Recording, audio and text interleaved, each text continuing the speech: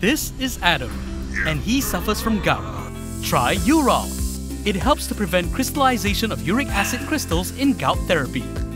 Urol, effective urinary alkalinizer for gout.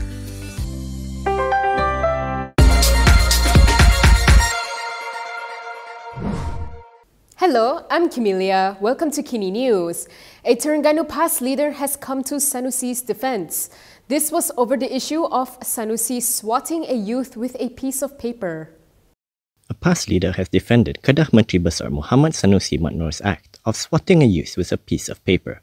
In a post on Twitter, Jabi assemblyperson Azman Ibrahim said that different places have different cultures. According to Azman, certain acts are taken in a lighter manner in different cultures. He said, in Iraq, friends swat our heads with shoes and we are okay with it. He added that maybe swatting someone on the head with paper is considered as a sign of friendliness in Kedah. Meanwhile, the mother to the girl in the incident reportedly said that the family did not have any issues with it. According to the Vibes, the mother posted on TikTok that the girl was not hurt and they were just joking around. She added that there was no need to make a big deal about it. Earlier this week, Sanusi was criticized over a video that showed him hitting a woman on the top of her head with a single folded piece of paper, before everyone broke into laughter.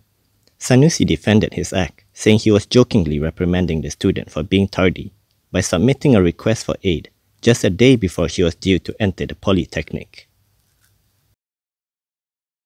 An activist has called on Indian voters to boycott the upcoming 2 by-elections as a protest against Anwar's decision to preside over a conversion ceremony recently.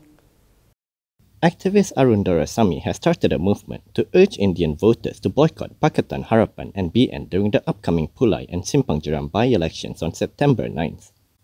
This, said Arun, was to protest against Prime Minister Anwar Ibrahim's decision to preside over a religious conversion ceremony involving an Indian youth. Arun told Malaysiakini that he was not asking for Indians to support Perikatan Nasional. Instead, he said it was a protest against the government of the day. Arun is currently being investigated by the police over his TikTok video, where he criticized Anwar's involvement in the ceremony. He had argued that it was inappropriate because Anwar should not conflate his role as Prime Minister with the roles played by religious authorities. Arun claimed that Anwar had set a precedent whereby those other than the religious bodies or a mosque official can handle conversions. He stressed that he has never questioned whether the convert had a right to embrace Islam, but the question is whether the Prime Minister should have played a role. He is being investigated under Section 504 of the Penal Code for insulting behavior, Section 14 of the Minor Offences Act 1955 for insulting behavior, and Section 233 of the Communications and Multimedia Act 1998 for improper use of network facilities. Nga Korming has dismissed calls for him to explain why DAP's logo was present, along with the government's on a mock check for a donation to several schools. Local Government Development Minister Nga Korming said that there was no issue with DAP's logo being present on a mock donation check for several schools in April. When asked for comments today, this was what the minister had to say. There's no issues. Most important, the school dapat manfaat. Previously, it was reported that several Chinese schools in Perak had received an allocation of 1.8 million ringgit from the Education Ministry for repair and upgrading works.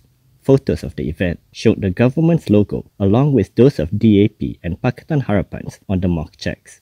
This led to UMNO Youth Chief Muhammad Akmal Saleh calling for Nga to come forward and explain the reason for having DAP's logo on the checks. In a post on Facebook, he also questioned if the donations were from the government. We are often faced with nutrient deficiency needed for our body. This is why I choose G-Sure. G-Sure is the first plant-based and complete nutrition drink that helps to improve the immune system and strengthen our bodies.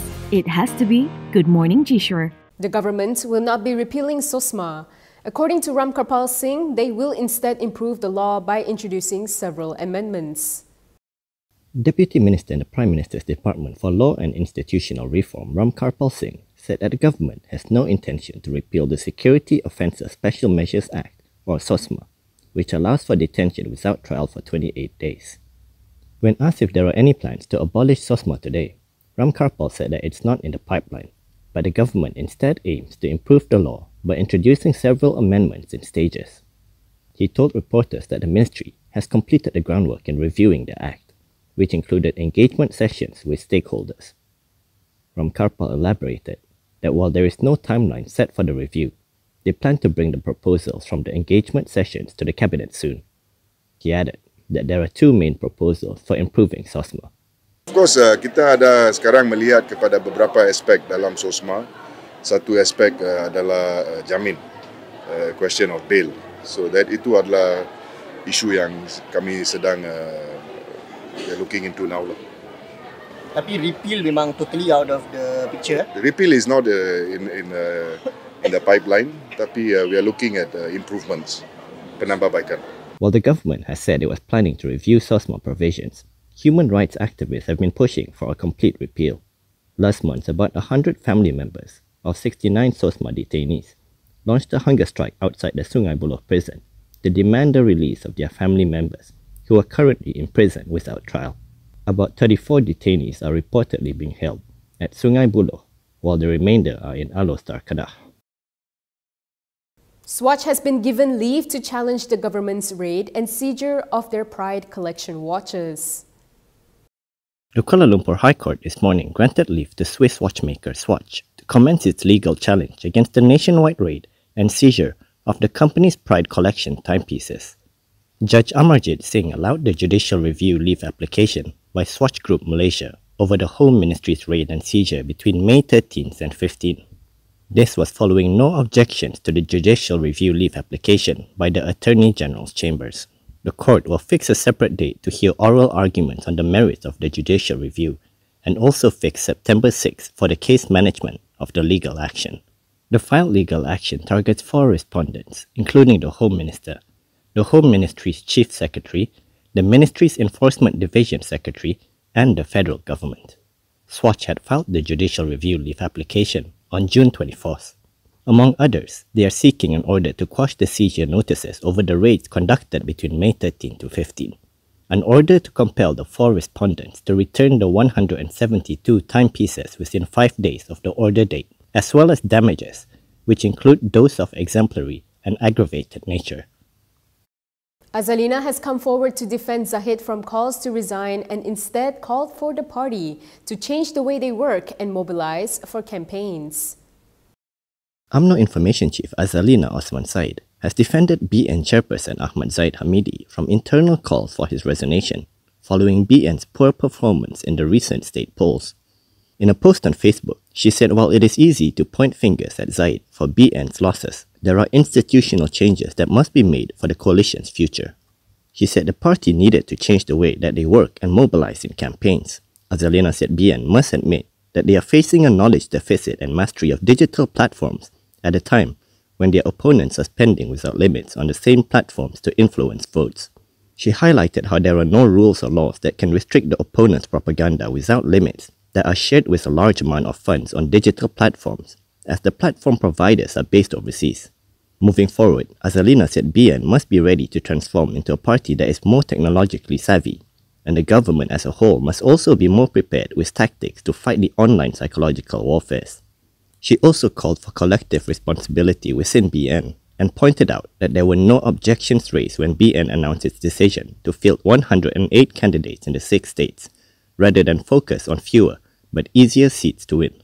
She said there were those who said the seats were not enough, but are now criticizing the party when they were lost. Azalina added that Zaid had given freedom to state chiefs and division chiefs in proposing eligible candidates, and that is why it is a collective responsibility. Calls for UMNO to be reformed have become louder following the party's poor showing in the 6 state polls. This includes calls from within the party for UMNO to have a change of leadership.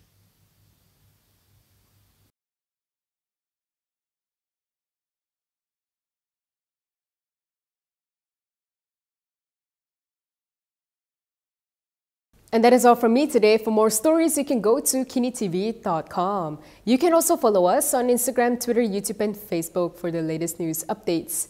If you would like to support independent media, do consider subscribing to Malaysiakini.com. I'm Kimilia. Thanks for watching.